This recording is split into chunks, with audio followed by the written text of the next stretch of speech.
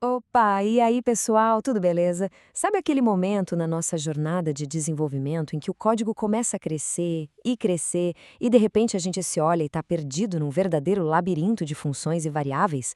Pois é aí que a gente precisa dar o próximo passo. E hoje a gente vai falar exatamente sobre isso. Programação orientada a objetos, ou, para encurtar, POO.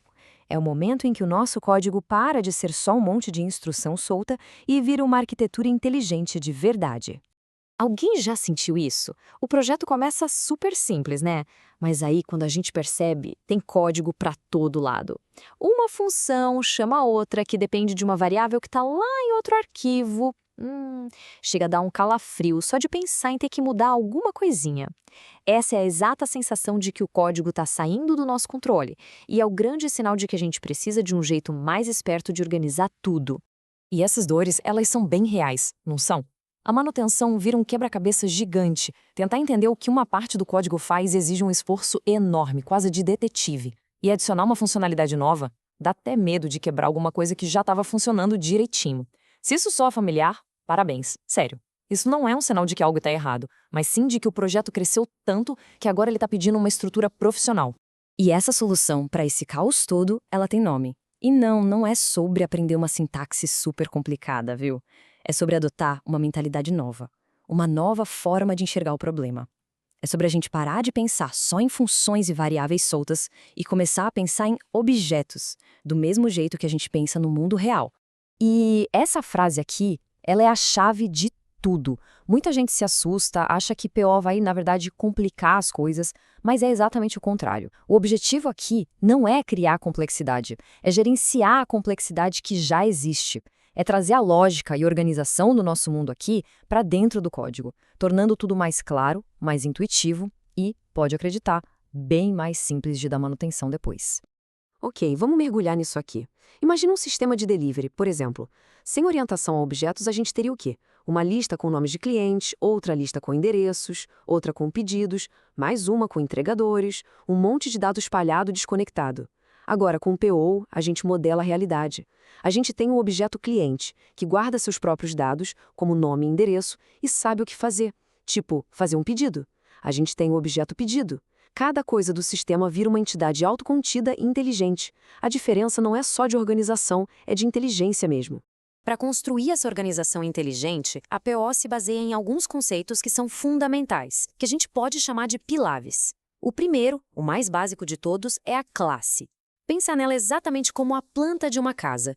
A planta detalha tudo, né? Quantos quartos vai ter, onde fica a cozinha, o tamanho das janelas, mas ela não é a casa. Ela é o projeto, o molde a partir do qual as casas vão ser construídas. E em Python, criar esse tal de molde é ridiculamente simples. Dá uma olhada só. Class, produto e um pass dentro. É isso. Pronto. A gente acabou de definir a planta, o conceito de produto no nosso sistema.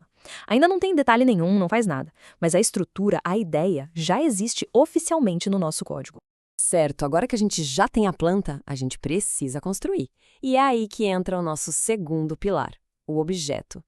Se a classe é a planta, o objeto é a casa de verdade.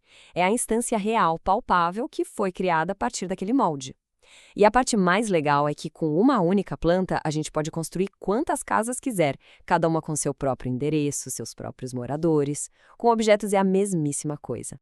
E olha só como isso se traduz em código. A partir da nossa única classe, produto, a gente está criando aqui duas instâncias, dois objetos, produto 1 e produto 2. E eles são completamente independentes um do outro.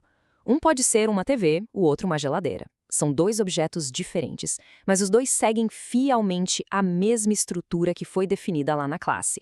Ou seja, duas casas diferentes construídas com a mesma planta. Ok, nossas casas foram construídas, mas por enquanto são só cascas vazias. Elas precisam de características, certo? Cor da parede, número de quartos, o endereço. Na POL, isso nos leva ao terceiro pilar, o atributo. Atributos são os dados, as informações que descrevem e diferenciam um objeto do outro. Para um produto, por exemplo, seria o nome, o preço, a quantidade em estoque. São os dados que dão identidade para cada objeto. Para dar esses atributos para os nossos objetos bem no momento em que eles nascem, a gente usa um método especial em Python chamado __init. Pensa nele como se fosse um ritual de inicialização. Toda vez que um novo objeto é criado, o __init roda automaticamente para configurar os dados iniciais. É aqui que a gente diz: "Ei, novo produto, seu nome vai ser esse e seu preço vai ser aquele." E, finalmente, o nosso quarto e último pilar fundamental, o método. Se os atributos são o que o objeto é, um nome, um preço, os métodos são o que o objeto faz, são as ações, os comportamentos dele. Um produto pode ter o preço alterado, pode ser adicionado num carrinho, pode verificar seu estoque. Tudo isso são métodos. É aqui que a mágica de verdade acontece. E olha como isso transforma o nosso código. A gente adicionou aqui um método, aplicar desconto. Agora, nosso objeto produto não é mais só um lugar para guardar dados. Ele é inteligente, ele sabe como agir sobre seus próprios dados. Ele mesmo tem a responsabilidade de calcular o próprio desconto. Dados e comportamento, juntinhos, encapsulados numa única entidade. É isso que deixa o código tão robusto e organizado. Agora, uma dúvida que sempre surge e que intimida muita gente. Que raios é esse tal de self que aparece em todo método? A resposta é surpreendentemente simples, na verdade. O self é como o objeto se refere a si mesmo. Pensa assim, quando a gente fala, eu vou pegar o meu casaco, a palavra meu se refere a você. Na OOP, quando o objeto quer falar de algo que é dele, ele usa self. Então, quando dentro de um método como o aplicar desconto, a gente escreve self.preço, estamos dizendo de forma bem explícita: pegue o preço que pertence a este objeto específico com o qual estou trabalhando agora e altere ele. É isso que garante que quando a gente aplica um desconto no produto 1, isso não afete por mágica o preço do produto 2. Cada objeto cuida do que é seu. Simples assim. Vamos ver isso na prática com um exemplo completo. Imagina um sistema para uma playlist de música. Em vez de listas soltas de títulos e artistas, a gente modela o mundo real. Criamos a classe música, com atributos como título e artista, e um método para exibir o _info. Depois, criamos um objeto, uma música específica, a M1, e simplesmente pedimos para ela: M1, exiba suas informações. O código fica autoexplicativo, fica limpo e representa perfeitamente o conceito do mundo real. Vamos para mais um exemplo para essa ideia ficar bem sólida. Um veículo. Ele tem um modelo e tem um estado interno, a velocidade dele, que começa em 0. Ele tem um comportamento, acelerar. Quando a gente chama carro.acelerar 50, não estamos alterando uma variável solta em algum lugar do código. A gente está mandando uma mensagem para o próprio objeto carro e ele, por conta própria, atualiza o seu estado interno, a sua própria velocidade. Ele se autogerencia. É um conceito muito poderoso. Uma analogia que ajuda essa ideia a clicar de vez é pensar num videogame. Sem Paul, o programador teria um pesadelo. Teria que controlar manualmente, em listas e variáveis, a vida, o ataque, a posição de cada inimigo na tela. Com Paul, a lógica muda completamente. Cada personagem é um objeto. O objeto inimigo sabe qual é a sua própria vida, sabe como atacar, como se defender. O jogo vira uma simulação de objetos interagindo uns com os outros, uma forma muito mais natural e escalável de construir mundos complexos. E aqui está o ponto crucial que separa os amadores dos profissionais. Aprender PO é menos sobre decorar a sintaxe do class e muito mais sobre uma mudança fundamental na forma de atacar um problema. A pergunta deixa de ser quais funções eu preciso escrever e passa a ser quais são as coisas, os objetos, que existem no meu problema e como eles se relacionam. Dominar essa pergunta é o que define um código maduro, profissional de verdade. Então, para resumir nossa análise de hoje, tudo se resume a estes 4 conceitos aqui. A classe é o molde, a planta baixa.